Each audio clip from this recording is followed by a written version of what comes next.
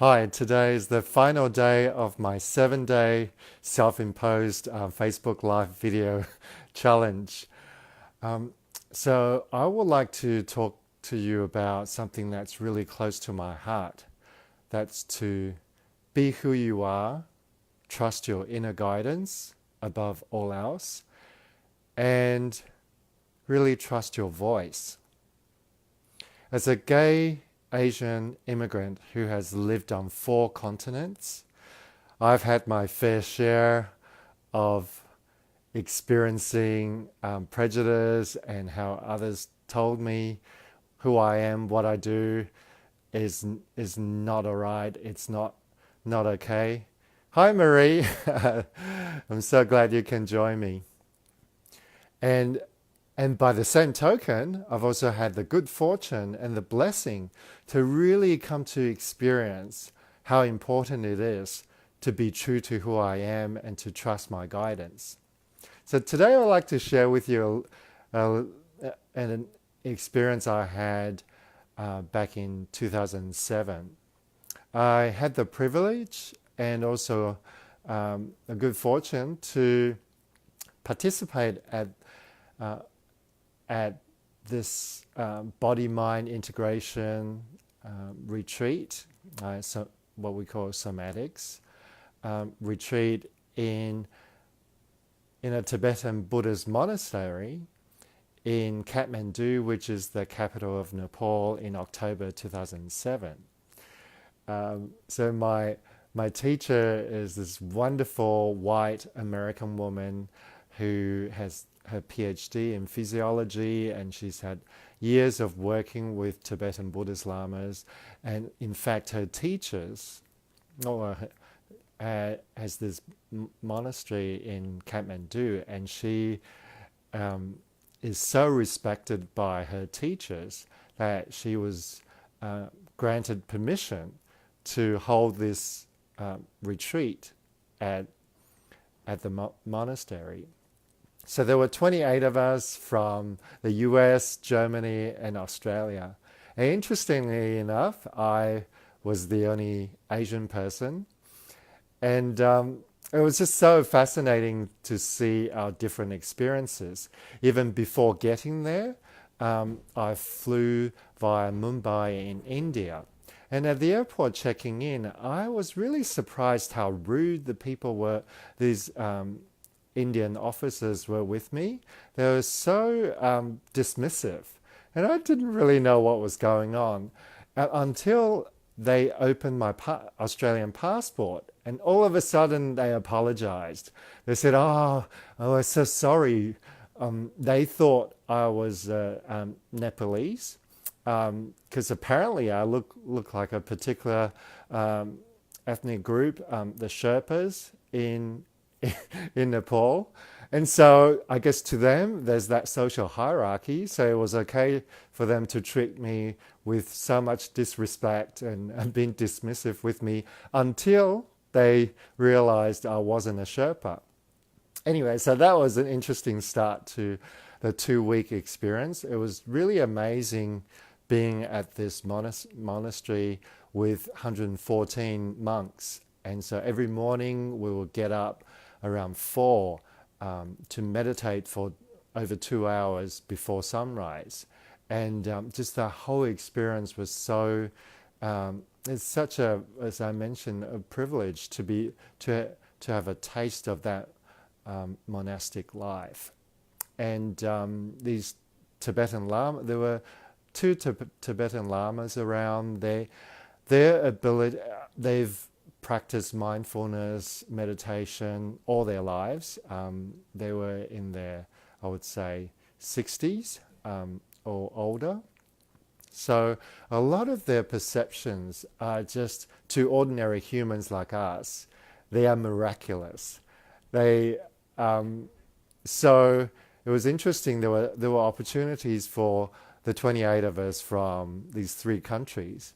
We got to sit down with them, and we would ask them questions about all aspects of life. We would talk about, hi, Alan. Good to see you. Hi, Nicole.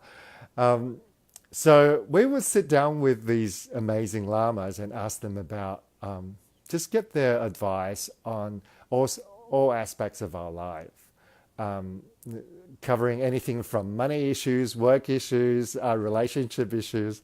It was really adorable looking back.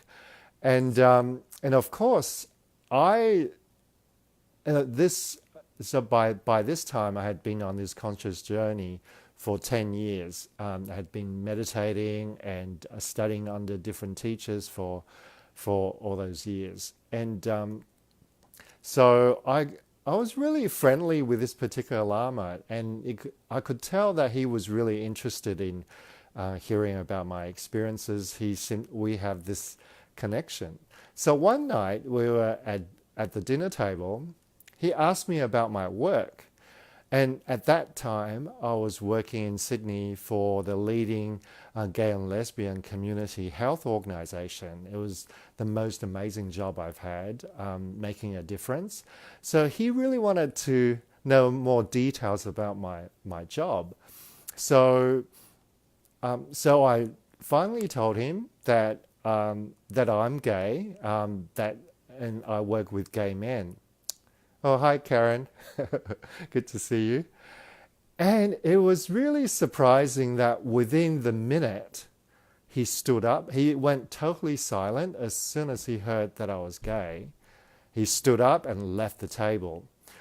Um, the, the, the five or six of us sitting around the table, we were a bit dumbfounded, especially for me, because I knew he was best friends with this white gay guy from the San Francisco Bay Area.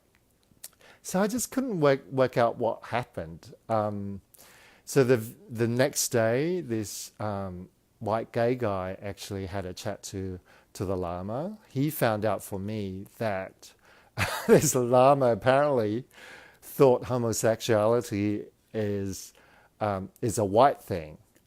He doesn't believe that Asian people can be gay. He could not accept me for being gay. So that was such a, well, it wasn't really a shock because I've experienced homophobia in many different, on different continents. So it wasn't that new. But I guess it was such a wake up call.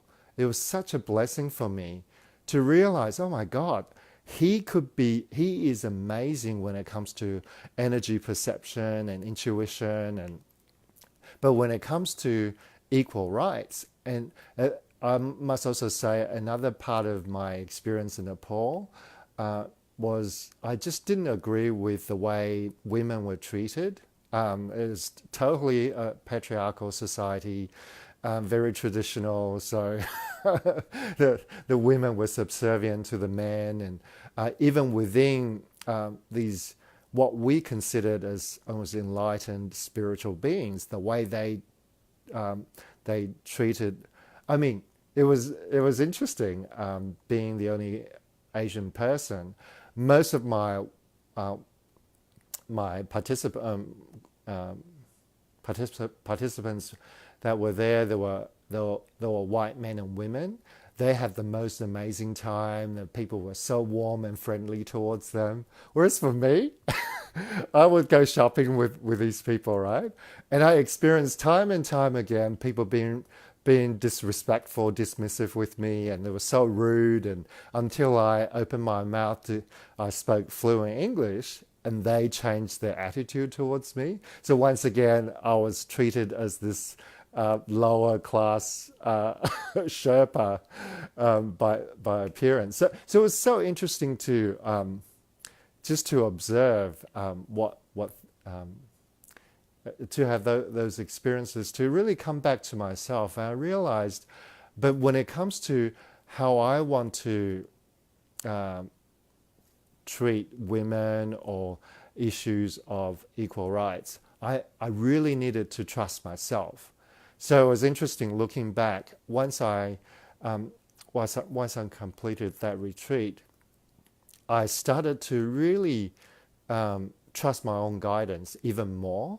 As I mentioned, though, this is a repeating theme throughout my life, and so within a couple of months, looking back, it's interesting. Once I made that decision, I've got to trust myself, stop asking other teachers for guidance.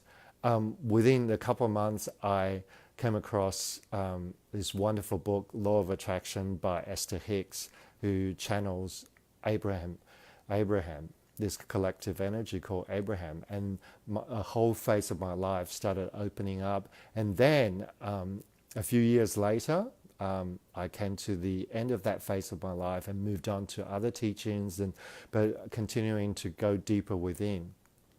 So it's just a little story that's happened to me that I wanted to share with you, to always trust your own inner guidance. Oh, hi, Karen. Thanks for saying hi. It's true. You're saying don't judge a book by its cover. That's so true. And because truly within myself, I know that we are all one. We are all connected. I don't know whether a few days ago I shared with you that unity consciousness experience, a spontaneous awakening experience I had when I went from intellectual understanding to that visceral knowing or visual remembering of who we are. So yeah, coming back to this theme of trusting your own guidance, that's why for many, many years, it's one of my passions to find out how each of us tune into our intuition, to our inner guidance, or how we pay attention to feel the presence of our greater self, of our infinite self, or the Holy Spirit or Source that is in fact always there. So yeah, I would love to hear some of your experiences. Yeah, thank you, Marie, for your comment. It's fun. It's been fun having this daily live video experience with you. And I would love to hear if any of you would like me to talk about any subjects. I'm looking for ideas as well. But if nothing else, I would like you to just remember to periodically throughout your day to come back into your body, bring your awareness into your body, into this moment. We've heard different teachers saying the power of now, the only true moment that you have power over is this eternal present moment. That's wonderful as an intellectual concept. So how do you do that in the moment? So for me, I've got my preparation steps for everything, which is ground, breathe, relax, soften, and smile. So I'm just going to end my chat today with you with those. So just notice where your weight is. So for me, it's on my buttocks and then a little bit on my legs and on my feet. Just really sinking into that. Taking a deep breath all the way down to my base. And exhale with the sound of And just relax our shoulders and neck. Quick relax, and then soften, falling into the center of our being.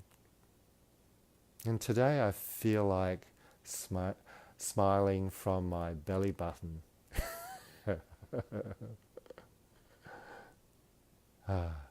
May you be happy and well. Take care.